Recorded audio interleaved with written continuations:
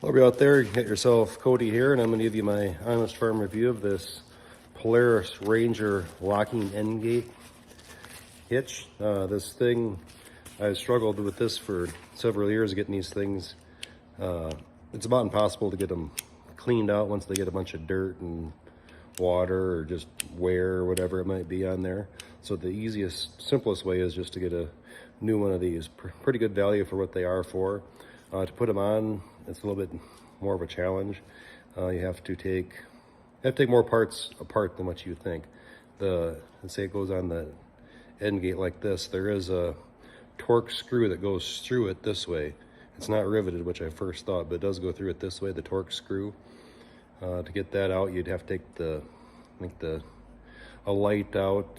You might as well have your toolbox there because it's probably about 6 or 7 different sizes of things you have to take apart. But to get in through the box, then this whole piece does slide right out of there.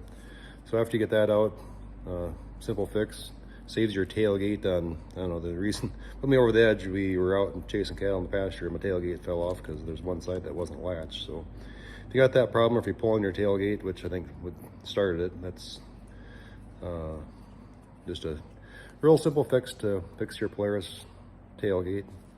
Just make sure she's sealed shut. But as far as getting this clean, I didn't have any luck. Maybe somebody knows a better way, but I just got a new one for my time. I just thought it was a better deal. So that's the Polaris Ranger locking end gate.